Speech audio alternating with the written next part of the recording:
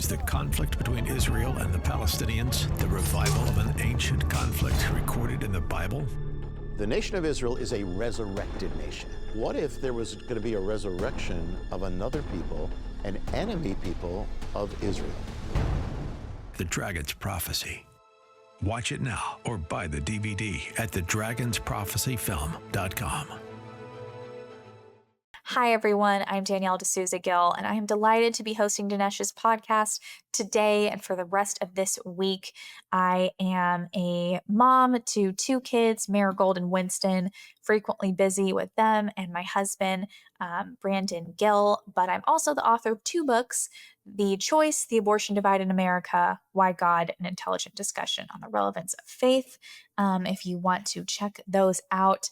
But we have a lot to talk about today. We are actually going to talk today about dating. We're going to talk about how the modern dating scene has changed. We're going to talk about happiness levels. We're going to touch on feminism. We're also going to speak to Father Calvin Robinson about what is happening in the UK with their mass migration and changes in dating as well. So stay with us. We have a lot to get to. This is the Dinesh D'Souza podcast.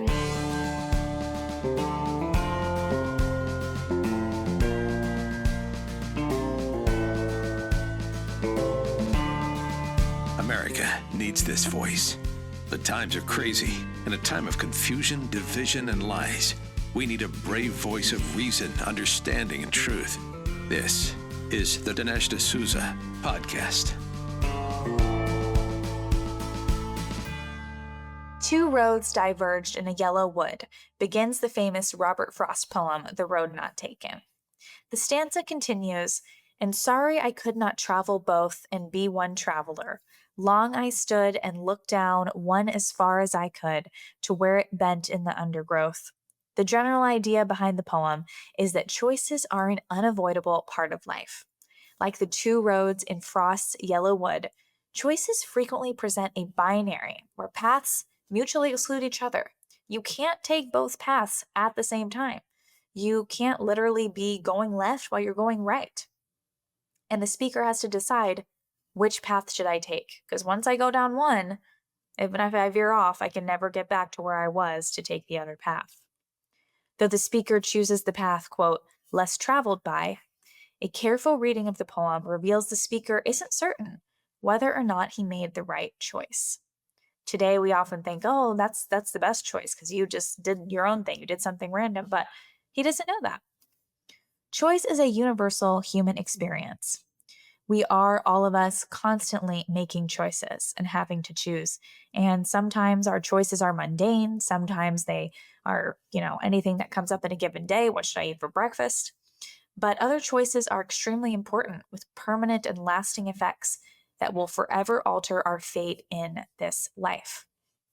Many people don't like to think about the reality of the weight of those choices. Things like getting married, having children. People oftentimes like to make light of those decisions and think, oh, it doesn't matter. It's okay. Everything will be good. And just, think in some kind of salve-like way to put that on the wound or to mask what's really going on. But there's actually a great power in thinking about the weightiness of a decision. Whether or not to become a Christian, whether or not to live a certain way. Those are really big decisions. And many people don't like to think about how weighty they are. They hope to hold off on making these decisions as long as possible. But if you're honest, you understand that that too is a choice. So big choices in early adulthood especially include whether or not to go to university, go to study a trade, and then depending on what you decide to do, you have to choose a major, you have to study that trade or become a specialist in something. But there's probably no choice that can have a bigger impact on not only one's life, but also that of society than the choice to get married. We all know that marriage is a huge commitment. And it's not just a private commitment. It's not just something between two people. It actually is a covenant with God, and it also affects the larger society. It also affects the people around you, the social fabric you're in. And commitments require sacrifice. Sacrifice means less time taking, endless trips or doing your own thing and, meeting up with friends for lunch or doing Fortnite if you're into that kind of stuff. Maybe even less time to focus on work or less ability to have flexibility to move wherever you need to for a specific job. Because when you're married, you have to take both people's lives into account because you have one life. You're building a life together. You're no longer just kind of an individual. There is less maybe free time to take up a hobby. There's just all of those things get impacted because you are now with another person building that life together. But research shows that marriage is ultimately a key to happiness that lasts throughout your life. According to an article by the Institute of Family Studies, marriage plays mental health dividends throughout one's life, regardless of the married person's generation. Surprisingly, the benefits effect of marriage are more pronounced for younger millennial and Gen Z couples. The article states, more importantly, marriage's mental health benefits appear to matter most for young people. The mental health gap between the married and unmarried is 5.2% for the silent generation, 11.4% for boomers, 15% for Gen Xers, 16.4% for millennials, and 15.7% for Gen Z. Not only that, but marriage improves mental health, regardless of the political ideology, race, or education level of those surveyed. The article refers to this mental health dividend as the marriage advantage, saying, quote, the marriage advantage for mental health is invariant with respect to gender, age, education, income, church attendance, race, political ideology, and parental status. The size of this advantage within groups is typically large and, with a few small exceptions, remains statistically significant even in a multivariate analysis incorporating a full range of controls. As is always the case with correlation, it's not clear if there's a causal effect here or what that causal effect might be. Does marriage improve mental well-being? Do the mentally well get married? Or do both causal relationships exist to some degree? Furthermore, considering this documented relationship between marriage on the one side and happiness that goes along with it, a recent study by Pew raises a few eyebrows.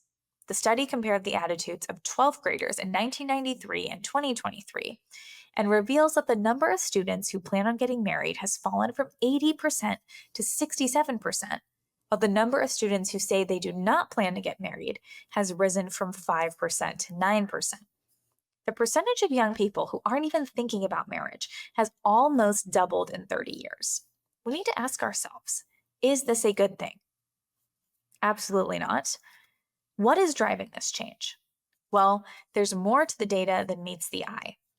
That's because among male students, the number of boys who plan on getting married remains virtually unchanged, dropping from 76 to 74%.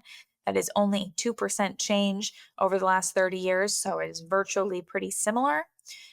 Practically a statistical anomaly, you could even say, just based on who you're surveying. This drop in planning for marriage then is driven almost entirely by female students. 2023 represents an inversion of the previous numbers. In 1993, 83% of female 12th graders were planning on getting married. In 2023, that number dropped to a whopping 61%. In other words, the number of girls in their senior year of high school who plan to get married fell from roughly 8 in 10 girls to almost half that number, went down by about 20 percentage points. So what happened here? Marriage used to be considered something that little girls would dream about, they would play, imagine, look forward to, and of course, as a woman who's kind of reaching that age, you might be dating with the intention to marry. Well, that is no longer the case for many young women today, sadly. This is absolutely devastating and is having massive effects on our entire society. Marriage used to be considered a common life goal among women, and now these girls' desire is to get married, but for other girls, it is to avoid marriage.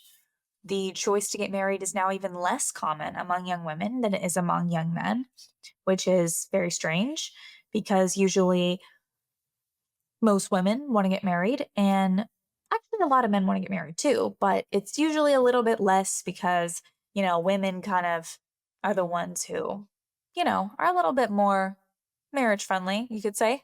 But no, now that's not the case. Now it's men, again, they've stayed the same. They've always wanted to get married. They still want to get married. It's women.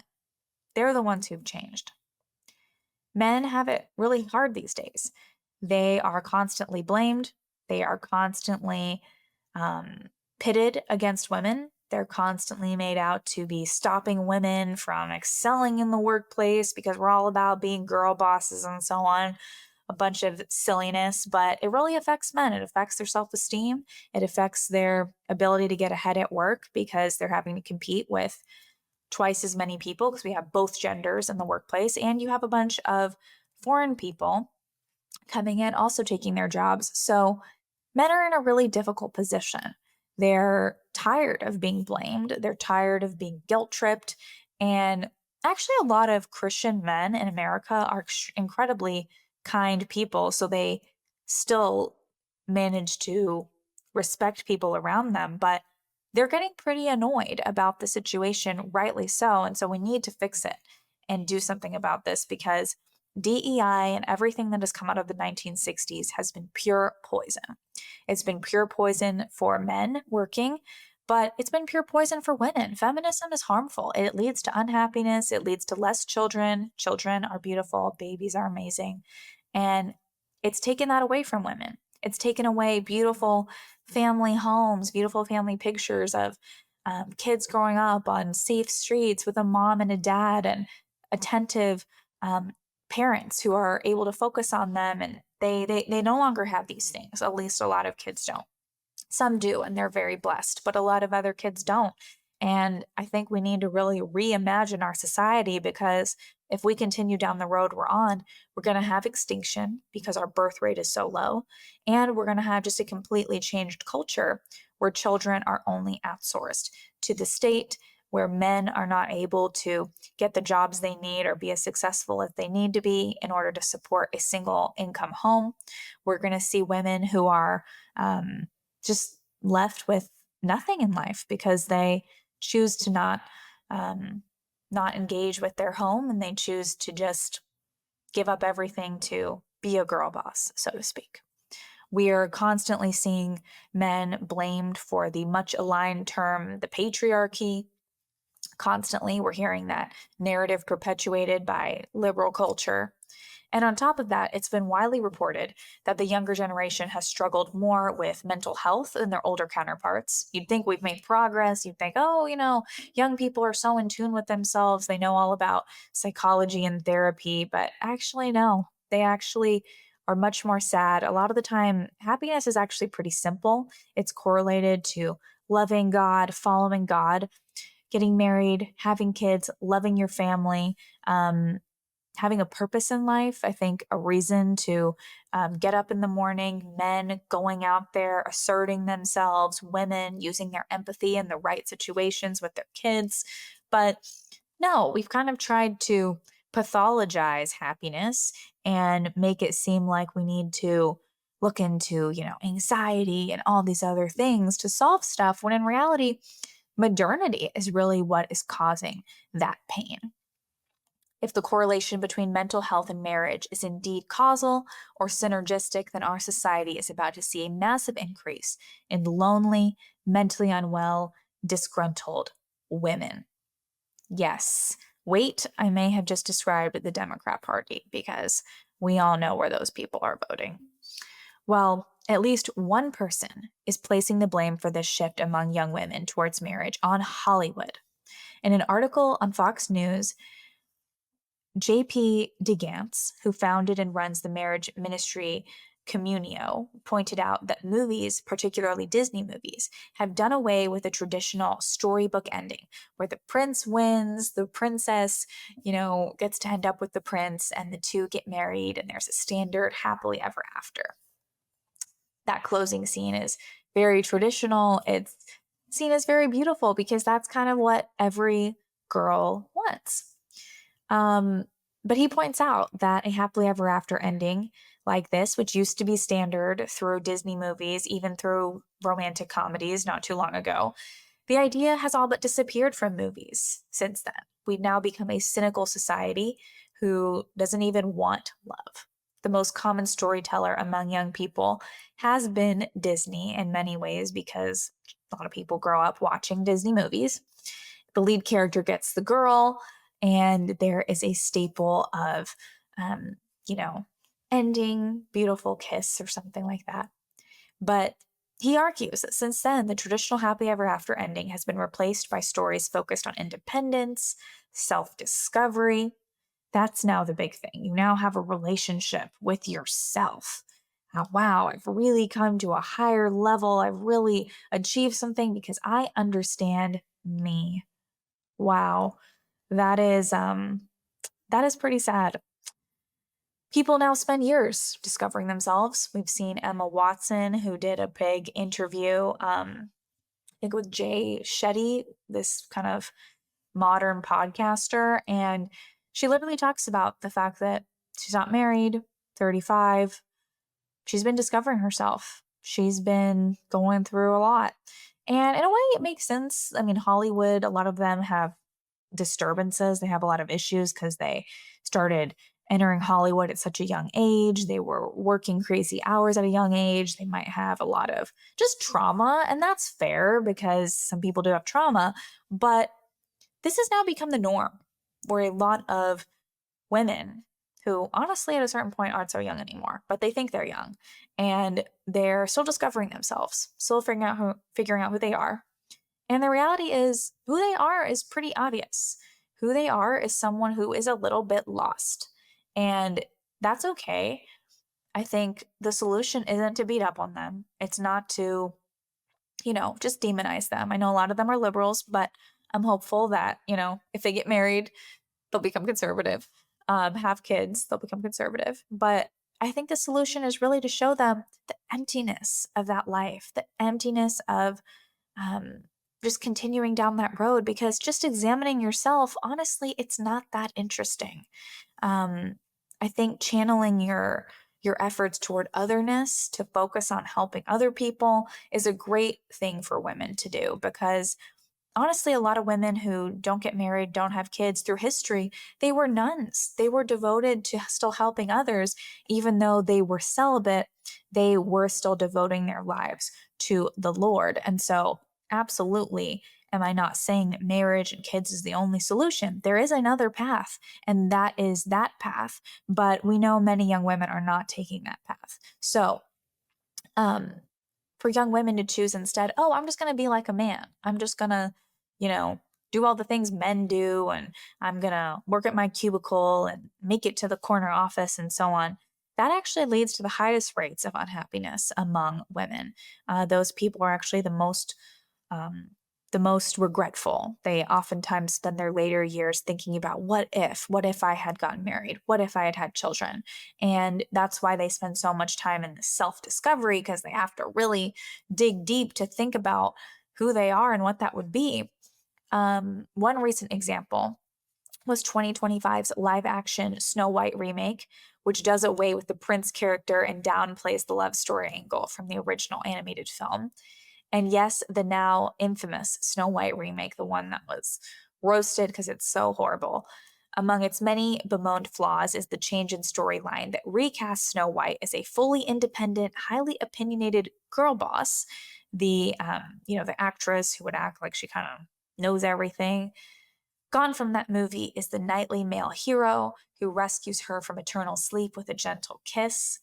He's been replaced by a male lead who is more of an afterthought than even the worst movie's sidekick.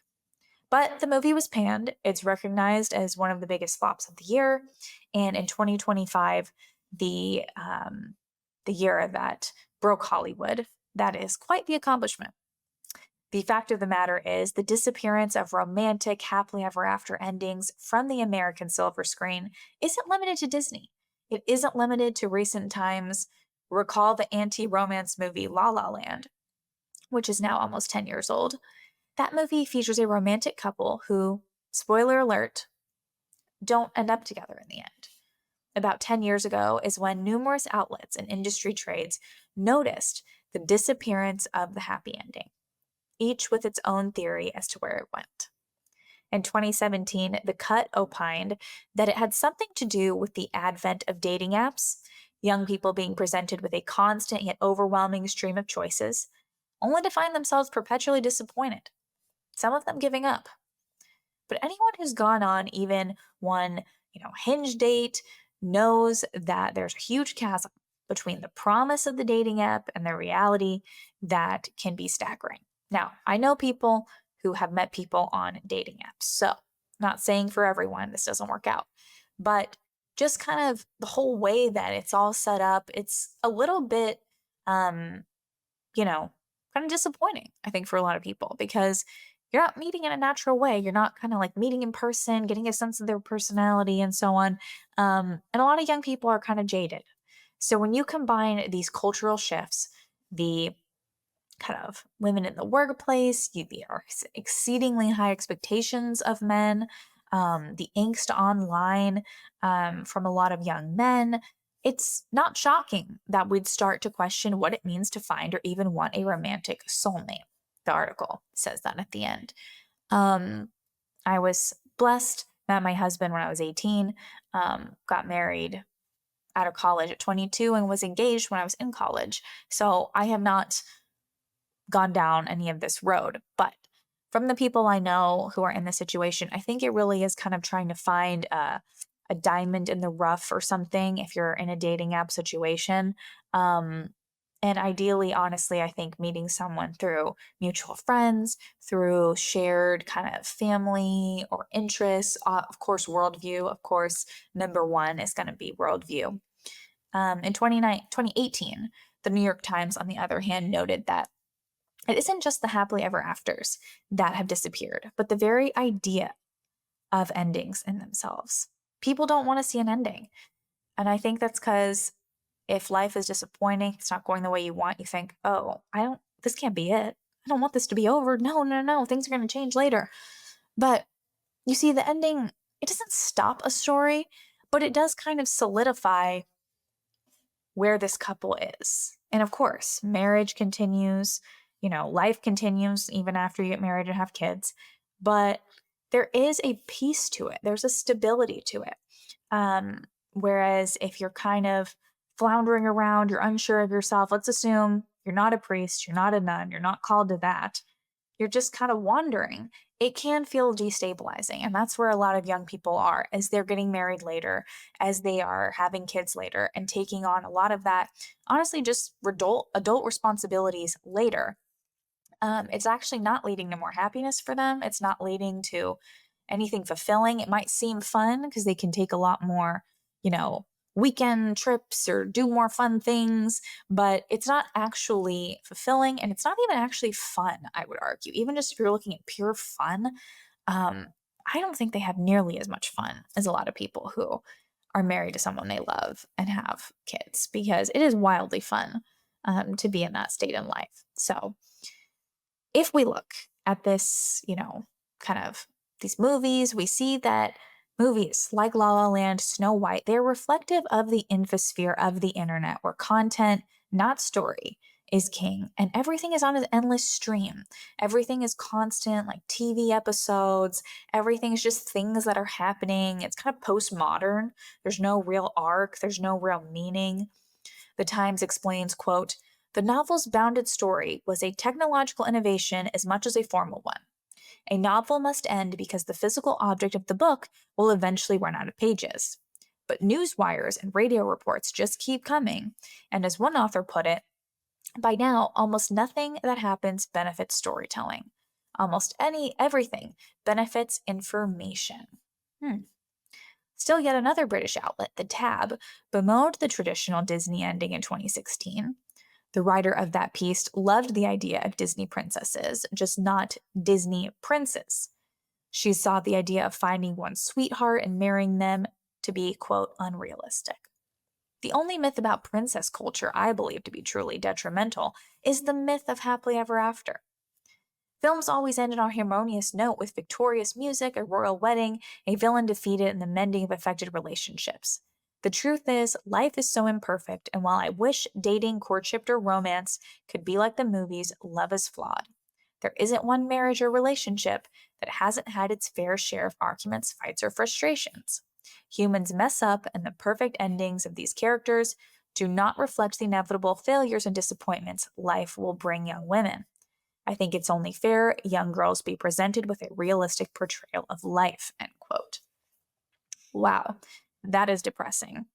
Well, I will say that honestly, her portrayal of life is not realistic either. And the way that the left portrays life, guess what? You don't have to choose that life. A lot of women today, they don't even want that life. And the fact that some women choose it, it's like, okay, that's your choice. That's what you chose, but you're not going to be happy. And it's not a good choice.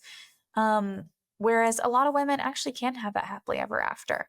And it's true, there is going to be difficulties in any relationship. It's true, life's not easy. You could get sick, you could get cancer, you could have who knows what happened to you. But having a marriage you can depend on and having a family is just going to provide something so fulfilling that nothing else can really compete with. It's easy to see that since the article was published, that attitude has become prevailing mindset in Hollywood. I don't think it was entirely driven by the hopeless mindset of necessarily a modern feminist. The fuller picture is one where technology has certainly influenced dating, the desire to create endless content, a generally disparaging view towards men in general has been hugely detrimental to women wanting to get married. One part is ideology, the other part is just the judgmental level of young women. We've seen the phrase, misery loves company. And I honestly think that's why a lot of women in that situation end up congregating around each other and they just reinforce each other's thoughts. This is very classic for women who are, let's say, maybe a little bit older and haven't gotten married. Oftentimes they're going to be complaining. The other side's going to be complaining. Both sides are complaining like, oh my gosh, he's horrible. You could say one slightly negative thing about a guy and they will just immediately want to eliminate him. Now, meanwhile, us who are married, conservative, have kids, women, we're usually like, hold on. That's not the way that you want to deal with this situation. So what's strange is how long this has been going on. This is kind of a recent phenomenon amongst women to take this turn, but if we've even seen it going on in Hollywood longer, that kind of shows you that this was percolating a little bit earlier than we might have known. This industry in Hollywood has been so deeply invested in torpedoing the heterosexual marriage relationship that they've done everything they can to tear down men, isolate women, to make it seem like the only positive relationships you'll ever have is with a friend. I love friendship, but it's simply not the same thing. Not to mention, you can be friends with your spouse as well. According to the outlet No Film School, the majority of U.S. film executives predict a complete end to moviegoing in about 20 years. Wow. This revelation was the result of a poll of 246 industry professionals and concluded, quote, over half of the U.S. exhibition executives surveyed, specifically 55%, believe that the current cinema model has less than 2 decades left as a sustainable business. Well, in some hand, I'm kind of like, maybe that's good because Hollywood's going to really take a hit and Hollywood is full of liberals. But on the other hand, I'm like, I don't know. I feel like the movie theater is a little bit more classic than just being on your phone, streaming, movies all night. So if that's the alternative, I don't know if that's ideal because I think it's good to have kind of an experience of, watching something and then moving on with your life. But why are they continuing on this path? Because it's not good for Hollywood. The more they go woke, the more they go broke. It's not good for the country. The stories we consume contribute to how we see ourselves, the ideas we strive to embody. The organization that this author from the Fox News article has documented that marriage reduces feelings of loneliness, a problem that's become epidemic, especially among young people. He notes that the experience of marriage has even helped those whose spouses have died. Quote, in all, 68% of never married men in their 30s are considered lonely, while 64% of the never married women in this age group are considered lonely. To put this in perspective, there are 10% more never married men in their 30s who are considered lonely than there are widows in their 50s who are lonely. So I think what he's trying to say is if you are an unmarried 30, you're actually going to be more lonely than if you're a widow at 50. And that kind of makes sense because if you're a widow at 50, you have so many beautiful memories. And so, anyways, you miss out on all of that. Issues like fatherlessness and cohabitation are also correlated to greater feelings of loneliness, as well as a tendency to forego religious practice. This seems pretty obvious, but yes, living together or not having a father in the home, very destructive. As we've probably discussed before, there is a strong correlation between following traditional Christian beliefs and physical and mental health. It's looking more and more like our very human natures point us toward God or sin. We can kind of choose. And when we choose God and we choose the true, the beautiful, and to live a traditional life, it is impossible to not conclude that that leads to higher levels of happiness. In a world where the culture rejects family, rejects faith, the result has been self-imposed isolation. That eventually leads to mental breakdowns. It leads to madness. It leads to higher depression, anxiety, suicide rates, because it's just not natural. Could it be that we like happily ever after and have happily ever after endings because we intrinsically recognize that that is the best possible way for our story to end? Who put that intrinsic desire within human hearts? Maybe the same God who ends his Bible with the book of Revelation, the book depicting the triumphal marriage of Christ to his bride, the church, the original happy ever after.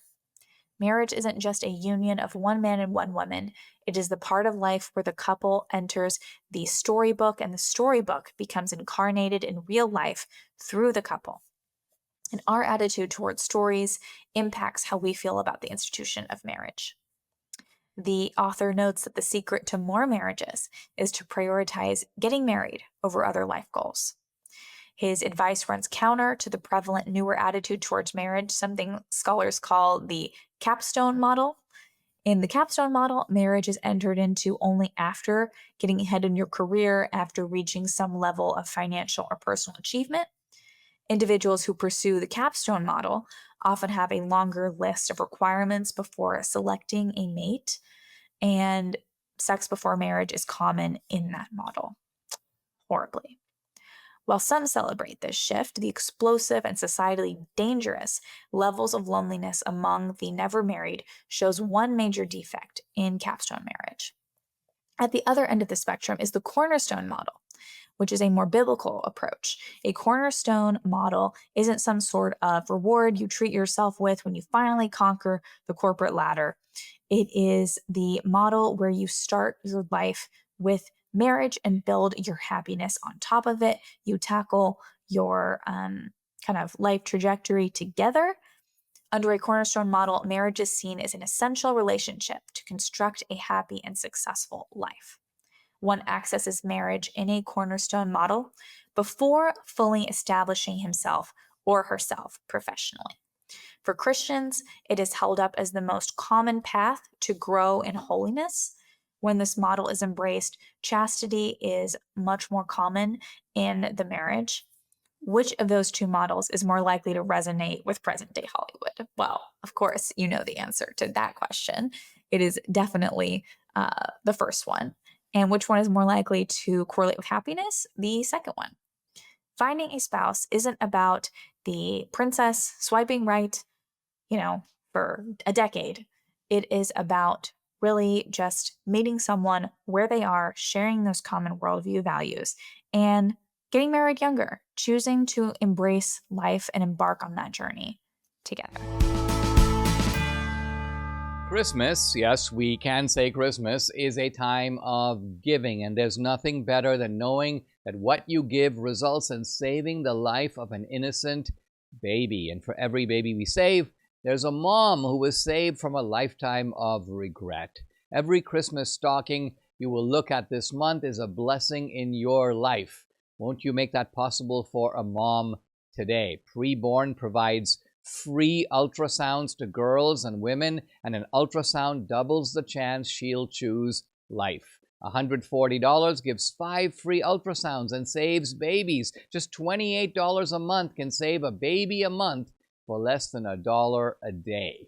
And if you're looking for the perfect tax-deductible end-of-year giving idea, I can't think of a better one than $15,000 gift, which provides an ultrasound machine, saving thousands of lives for years to come. Whether you want to save one baby or hundreds or thousands, join me saving babies right now. Make it a Merry Christmas. Here's how you do it. Call 833-850-2229. The number again, 833-850-2229, or go to preborn.com/Dinesh. Microplastics are everywhere in our food, our water, even our air. Yuck. A new study shows 94% of our drinking water contains microplastics, and they're in 88% of our meat and seafood. Even if you eat clean, you're still taking in plastic. It's damaging your health from the inside out. These particles pass through the gut barrier, they enter your bloodstream, they trigger a wave of oxidative stress, leading to inflammation, mutations, and even cancer. BPA plastics disrupt hormones, damage DNA, and are now showing up even in the human brain. But there is hope, and it starts in the gut. Kimchi One from Brightcore Nutrition is packed with over 900 probiotic strains unique to kimchi and proven to break down BPA. Right now, my viewers and listeners can get 25% off Kimchi One with code Dinesh by going to mybrightcore.com/Dinesh. Or even better, call them. Why? Because you get up to 50% off and free shipping. Here's the number, write it down, 888-927-5980. That's 888-927-5980. I am delighted to welcome our guest today, Father Calvin Robinson. He is a priest, broadcaster, and our wonderful guest today. So, Calvin, thanks so much for joining us. My absolute pleasure. Thank you for having me on. Of course. Well, you sound like you're from Britain, but you live in Michigan right now. But you have put out some interesting stuff out there on what's been happening in Britain. When, first of all, did you leave the UK, and how do you feel like it's changed a lot? Because I feel like it's changed so much in just the last decade, 20 years, and so on. But maybe you can tell us a little bit about when you were last there. Absolutely. I left a year ago. I mean, I've been back and forth since, but I moved out a year ago because things are dire. Things are getting really, really bad. Now, I've lived in London for 20 years, and London is not the place I moved into 20 years ago. It's a very, very different city now. I think the left have been arguing for so long on this basis of DEI, diversity, equity, and inclusion, that the right have taken it on board. And what it's meant is that we don't have a homogenous culture anymore in our major cities. We just have this hodgepodge of all different competing cultures. And, people argue left, right, and center for a multicultural society, but it doesn't work. You can argue for a multi-ethnic society if you like, but you can't really have multiculture because you have to have a culture that people assimilate into and integrate into. Otherwise, people are just at each other's throats. And unfortunately, in London, quite literally, knife crime is at an all-time high, homelessness is high, all violent crimes are up at record levels. And it's because people don't get on with each other. There's a low-trust society being built by people of different enclaves. You've got your Punjabi area over there, your Gujarati area over there, your Pakistani area there. It's like, we're bringing foreign combative kind of tribes to the West, and people that haven't got on in the East are not going to get on in the West, unfortunately. So yeah, I left London partly because I got called out here to a parish, and I'm very blessed for that calling, but also partly because if I stayed in London much longer, I could have been killed by a wild Mohammedan, or I could have been arrested by our tyrannous government, which is oppressing free speech at every opportunity it gets. Yeah, it's becoming increasingly dangerous over there. But before we dive into it in more details, maybe you can tell us also, because I totally agree with you, multiculturalism does not work. Can you explain to just people, because sometimes people who don't know can get confused, how do you explain multiculturalism versus, because some people think it only means, like melanin or your skin color. Mm. But I feel like there's more than just that. It's the culture, and it's, as you mentioned, having a high trust society and all of that. And so how do you explain that to people? Because it doesn't equal the same exact definition. Right. So I would say that nations and tribes are God ordained, and he doesn't want one world government. That is the Antichrist. He doesn't want globalism, essentially. And Christianity is the opposite of globalism. Christianity is the family, the community, and the nation. And Christianity teaches us two main things: to love God and to love your neighbor as yourself. Now, where people get confused is on that principle of neighbor. So my neighbor is the person closest to me most often, person similar to me most often. Not always, but it doesn't mean the person furthest away from you who you have nothing in common with. And that's an issue. So there is a priority of an order of help first and foremost. But secondly, multiculturalism, the principle of it is anti-Christian, because Christianity is itself a faith, but it also breeds a culture. So Christianity founded our legal system, for example, through the evolution of common law, which came from the Ten Commandments. Or in England, our hereditary peer system and our monarchy, or from the Book of Kings.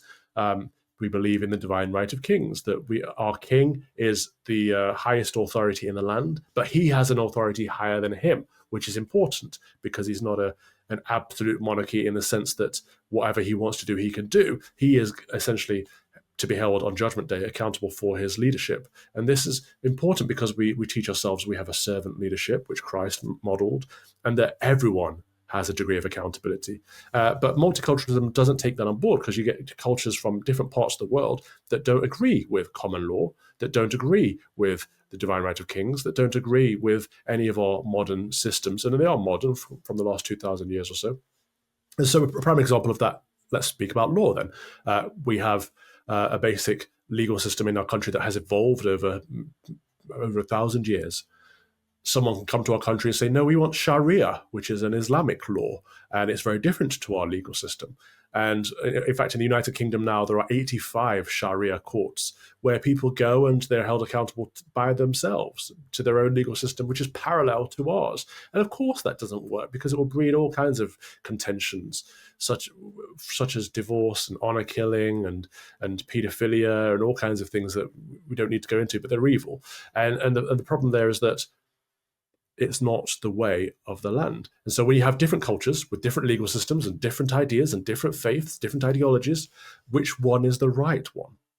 And so the purpose of a nation is to say, this is what we are as a people, this is who we are, this is what we believe. And of course, we believe in free will. So we can say England is an explicitly Christian country, right? With a Christian king, with a state church, an established church, with bishops in the House of Lords, in the legislative. It's explicitly Christian. But you don't have to be Christian. You can choose not to be Christian. That's where the freedom comes in.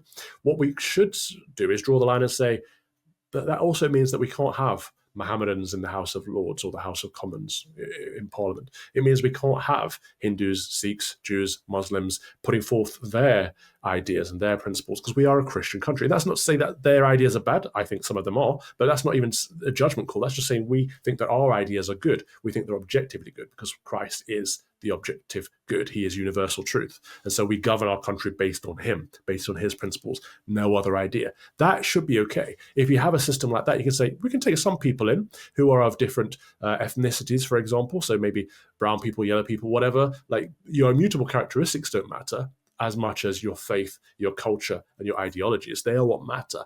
And we can even within those bounds, we can say, look, as a country, we want to help people. We want to take in a certain number of refugees that won't cripple our system. This is the amount of people we can help. And these are the places we want to help them from. Northern Nigeria, where Christians are being killed by Mohammedans today as we speak. Southern Sudan, Artsakh, Armenia. Like, these are places where Christians are being oppressed, persecuted, and killed. These are people that aren't like us, as in ethnically, they're not like us, but they do share our culture and they share our faith. And so there's an element of homogeneity that they'd be able to better integrate and assimilate into our culture. That's a good thing. Right. Whereas when we take people from Mohammedan countries that are Mohammedan, that follow Muhammad, the Prophet Muhammad, we can say that's a contradictory ideology, contradictory culture, contradictory faith, and it's harmful. And we can see the fruits of that. We can see the people killing each other on the streets. Yeah, definitely. And it's crazy because many people get kind of, weird about the idea of multiculturalism. But in reality, if you want a Christian culture, you can't really also then say, oh, we want these other cultures that are anti Christian or want to destroy Christianity and are diametrically opposed to it, especially they're, I think, at this point, outnumbering the Christians in England. We have a lot of this going on. It's not just like a little bit Oh here yeah. and there, because I think for a while, when maybe 50 years ago, people thought, oh, it wouldn't be that destabilizing. But when you look at just the sheer number, it's just inherently destabilizing to so many countries in Europe. What do you think has led to it just exploding at that level? There are multiple elements there, but just to get some numbers out there, for the first time in English history, so England was founded as a Christian country in, I think, 927 AD. So for the first time in over 1,000 years, Christianity is no longer the predominant faith. So atheism and Islam are taking over, essentially, which is a great shame to see. We only have to look at the major cities. In London, white British Christians, or just white Britons alone, are no longer the majority. Christians are no longer the majority. And so there's new ethnic people, there's a new religious people taking over, quite literally. And so we can ask the questions, well, why? What's led to this? Multiple things. One of them is abortion, the grave evil of abortion, in that British people are killing themselves off. So for every 100 births in the United Kingdom, there are 48 abortions. So 1/3 of all babies are being killed before they get the chance to live. That's abysmal. You can't survive with those numbers. And so the replacement rate isn't being met. A husband and a wife need to have, on average, 2 children for a species to survive, for the mother and father to replace themselves. In the United Kingdom, it's between 1.2 and 1.4 at the moment. And so mother and father aren't replacing themselves. That number's going down quite rapidly and quite scarily, which means that British people are eventually going to die out unless something changes. If nothing changes between now and 2060, British people will be in a minority across the entirety of Great Britain. That should scare anyone. You can, people that support multiculturalism should be able to say, well, that culture there is dying out. Those people are dying out. What can we do? And I suppose a lot of it is promote the family. Right, so you look at lots of immigrant families; they promote their family. Lots of Mohammedans have multiple wives and multiple children, and unfortunately, they happen to be living off the state. They're living off welfare or benefits. And so the people that are dying out are paying for the people that are thriving. So it doesn't quite work. But there has to be a way to support and incentivize the family again. Right. And it seems like there's certainly this cultural attack on family values. Certainly, it's not cool to, kind of lean into that space more. But I think it's so important to celebrate, especially motherhood, because feminism has led to just women abandoning motherhood, wanting to have children. At least in the US, I think a lot of young men do want to get married and have kids, but we're seeing data showing that it's women who are the ones who want to put off marriage, put off having kids. And so how do we kind of get back to a place where people desire that, they even want that? I know a lot of people bring up the economic strains on families, all those things, but you mentioned, well, what about these other families, let's say in Britain, who are living off of the state, but they still want to have a ton of kids? I'm not saying that's the solution, but, what is it about the underlying ideology that's been an attack on the family? Yes, thank you for saying that, Danielle. That's key. That is absolutely key. Feminism is the rocks at the core of our society, unfortunately. Jobs don't matter, right? Jobs are there so that we can survive, right? The whole shape of society used to be that a man would do a job so that the woman didn't have to. The man would provide and protect. The husband and the father would provide and protect so that a woman could do the most blessed vocation in the world, which is become a mother. There's nothing greater than that. And the purpose of that is to go forth and multiply, is to create more good Christians in the world. And the job of a mother is to raise her children. But unfortunately, we live in a society where women have been convinced that actually, no, it's not their job to raise their children. Just hand your children off to childcare or hand your children off to the state, and you should go and work and make money. Why? What's important about working? What's important about making money? You can't take it with you. Right? Your soul you take with you, your children's souls you take with you. The whole purpose of parents is to make sure that your children are saved, to make sure that they're good Christians, that they're going to go to heaven. That's the only treasure you get to keep from this life. right? And so having a bigger car and a bigger house and a bigger salary, none of it matters. It's all dead. It's all empty. And actually, the only person that wins is the tax man. Having both the husband and the wife, or the mother and the father working, the only person that benefits is the tax man. And the people that live off benefits and welfare, the people that live off the fruit of the tax man. And so a good family structure is a husband and a father going out to work, to toil and labor as a result of the fall, to provide and protect for his wife, who is the mother who raises the children. And this is one thing that Americans tend to do better than we do back in Britain. But homeschooling, home education, like, it's not the state's job to educate children. In fact, the state does a poor job at it. Public schools are horrendous at indoctrination. We see this all the time. Parents get in uproar. Why are they teaching my children that they can become the opposite gender, or that this, that, and the other? It's like, well, why are you leaving it up to them in the first place? It's your job. It's a parent's job. Parents' first responsibility is to protect, provide, and educate their children. Absolutely. And it's crazy to me because in many ways, I think before women kind of entered the workforce more, before abortion, before, contraceptives and all of that, it was like that was really the women's place. And I don't mean to say the home in a, very kind of like negative way. It's actually a positive thing. Actually, it's a beautiful thing, because that job of being a wife, being a mother, and raising the next generation, influencing them, has in many ways maybe more impact than something that you could do otherwise. Of course, what men do is extremely important because they're protectors, providers, and all of that. But if you don't have that balance, that complementarian relationship between men and women, the whole society just unravels. We are not going to see those birth rates. We're not going to see even just flourishing culture. We're not going to see beautiful art. We're not going to see just a society that really built great things, right? Because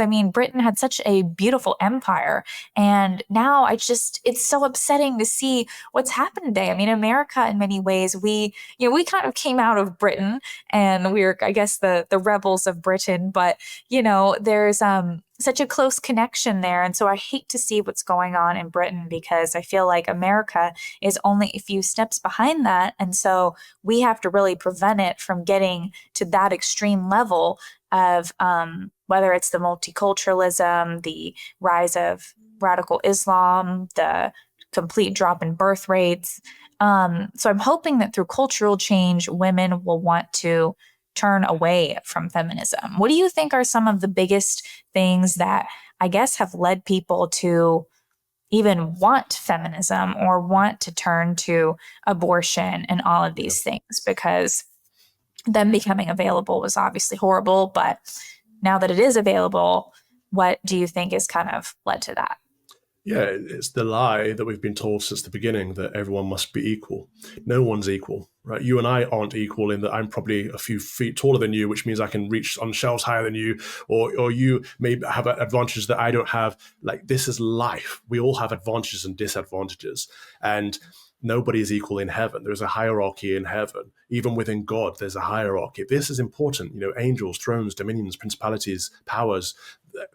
And so the enemy wants us all to be equal, because the enemy wanted to be equal with God. This is what it all comes down to. Satan wanted to be equal with God, and he could not be. And so he whispered in the ear of Eve in the Garden of Eden, you can be like God too.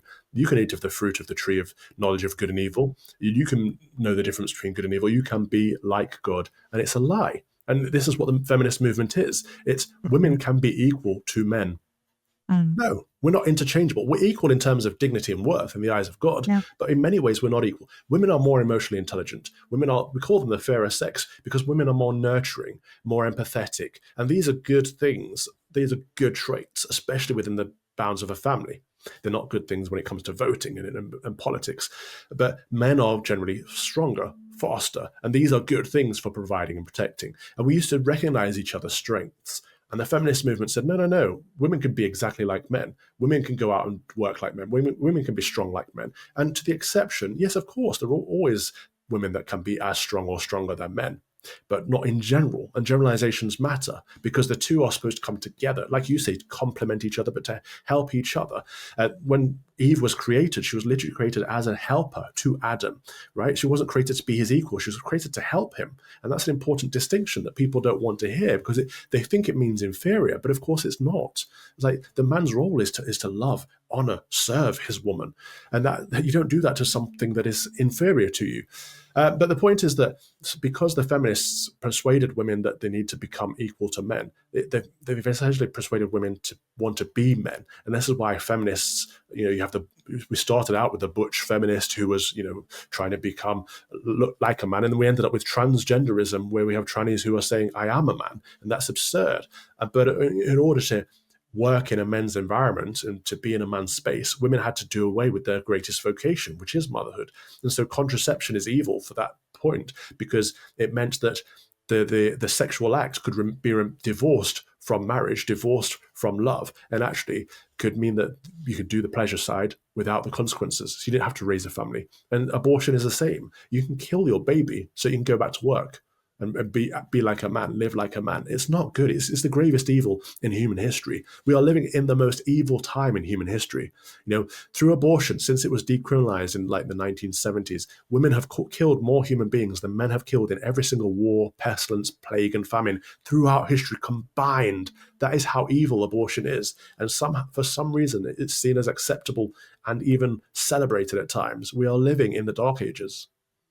Yeah, it is extremely evil. And I think that it just shows kind of the subhuman nature of modernity, because it just seems like we're just getting further and further away from, I don't know. I guess I don't know if you've heard about kind of that idea. There's like more natural sins versus unnatural sins. And I guess an example of abortion is it's just very unnatural because you're killing your own child. You're killing a human being, and it's something that should be celebrated. Children should be celebrated. And even in the Bible, it's like so many women who would struggle with infertility, they'd be like so excited when it was, kind of they could have a baby. And now it's kind of like the opposite. Now it's like babies are not celebrated. They're not treasured. They're definitely not welcome in a lot of kind of public spaces. You want to kind of be polite and, be aware of other people, but also children are, they're kind of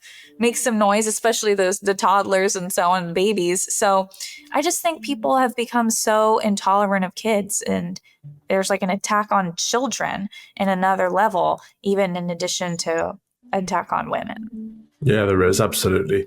The greatest thing you can see in a church is young children, and hear them crying and running around and just being children, right? And it's a sign of a healthy church. It's a sign of a dying church when you have no children. But you're absolutely right. In any part of society, we should expect to see children there because they are the new life and we are raising them. And to raise a next generation doesn't mean to teach them explicitly, like to give them facts and information. It means to teach them implicitly too. We learn so much through osmosis. The reason that children get strong faith is because they see their parents with strong faith. When you see your father kneeling before the altar, you realize there's something greater than your father that he's looking up to, that he's accountable to. And that does something on the inside. It affects your heart. It softens your heart for God. And so we need children to be in these positive environments at all times. And you're right, there's a growing intolerance because they're seen as an obstacle. They're seen as a burden. They're seen as something to be kept out of the way because it prevents you, again, from the career. The career is becoming the idol of the modern age, and it's resulting in us literally dying out. Yeah. And it's crazy to me too with the crime in Britain, because you would think this would make women say, hold on, this is bad. This is not good. This is kind of an obvious issue you'd think that they would be against because they're the weaker sex. They're walking around getting attacked. Do you think that women in the UK are waking up to be, I don't know if they would call it right wing, but I guess against all of this multicultural immigration of violent people? Has that led to anything over there? Unfortunately not. There's a thing called suicidal empathy, right? So empathy can be a good thing, but you can go too far on that scale and have so much empathy that it damages yourself and your people. And that's what we have in Britain, in that affluent, white, liberal females are a particular demographic that causes a problem, because they'll say, well, of course those people over there, they have a hard life. Of course they should be welcome to come over here. And of course we shouldn't have borders. Anyone should be able to come and live here because we have a great thing. And we do have a great thing. But that thing is no longer great. That thing is dying out because we've allowed too many people in who want to harm us. And that's why there's a distinction between men and women, because men would put up that boundary and say, no, those people want to harm us, we're not letting them in. Whereas the woman's natural heart would, oh, let's help them. And so that's why working together is great. But in essence, this is why universal suffrage has harmed us as a society, because it's meant that there's no longer a vote for the household, for the family. The family doesn't decide how it's voting. The husband votes, and then the wife goes out and undermines his vote. And so they're literally cancelling each other out now, the man and the wife. And men and women in general are going in such opposite, there's a divergence, they're going in such opposite directions. Men are becoming more right-wing because they're seeing the problems that the West is facing, that Christendom is facing, and wanting to protect it. And women are going even further to the left because they are not seeing the problems, but they're seeing the fruit of the problems, and they want everyone to be happy, everyone to get along. Why do we have to have this competing? Like, can't we all just be happy? It doesn't work that way, unfortunately. But the more affluent you are, and particularly amongst women, the more empathetic you are, the more dangerous you are to society. And this is why I genuinely believe that women voting has been a mistake. Yeah, absolutely. And it's sad because that human kind of feminine empathy would be so beautiful if it was kind of, channeled towards your children. But ironically, that's who they don't want to give the empathy to. That's who they are killing off. That's who they are not, sharing that love with. And instead they want to give that empathy to some foreign refugee turned killer. And it really doesn't make sense, because I think it's just a total misplacement of empathy. And I think in the home, children really need that kind of like responsive care. They need a loving mother who is going to, in a way, feel everything that they're feeling. Like if they cry, like you feel that pain because you're like, oh my gosh, I need to help you right now. Like you're crying, And so I think women need that because they have to keep them alive, feed them, like make sure that they're surviving, but putting that empathy out towards just strangers and complete random individuals who even don't share your worldview, don't share your culture and so on, but are completely antithetical to your existence really just doesn't make sense. But then turning against your own family, your own potential children, also doesn't make sense. So I'm not sure how those two things got so switched, other than from the lie of feminism and from these women just also, I think, not even being married, because I think there's a lot of data showing that like married women are much more likely to be more conservative, whereas these kind of more single feminist women, they're pretty much all more liberal. 100%. We need to promote these basic truths that we've known for a long, long time, that people need to get married, people need to have children, and people need to teach their children the faith. That is the only way we save society. It really is, by returning to Christ through prayer. But we only do that by teaching the faith, and we only do that by having children. We only do that by getting married. We've done away with all of those things. We live in a society where most people no longer get married, most people no longer have children, and most people no longer have the faith. It's quite simple. Yeah. Wow. Well, thank you so much, Father Calvin, for joining us today. I really appreciate all of your thoughts, and hopefully things can get better soon. God bless you. Thank you. MyPillow is still going on with their big 3-in-1 sale. They got a limited edition product, a back in stock special, and a closeout deal you won't find anywhere else. MyPillow bed sheets, just $29.88. Any color, any style, any size, even kings. Regular price $119.98, and now only $29.88. But once they're gone for good, so act now. My towels are finally back in stock. Get a 6-piece My Towel set, regular price $69.98, now only $39.98. And for the first and only time, get their limited edition premium My Pillows made with Giza cotton and a designer gusset, queen size $17.98, kings only $19.98. Also for a limited time, when you order over $100, you get free shipping plus $100 in free digital gifts. Call 800-876-0227. That's 800-876-0227. Or go to mypillow.com. Use promo code Dinesh for the best offers ever. Quantities are low, so order now. It's mypillow.com, and the promo code is DINESH, Dinesh. Well, that wraps up today's show. If you enjoyed the show, make sure to find me at Danielle D'Souza Gill on all the platforms, and I will see you tomorrow. Subscribe to the Dinesh D'Souza podcast on Apple, Google, and Spotify, or watch on Rumble, YouTube, and SalemNow.com.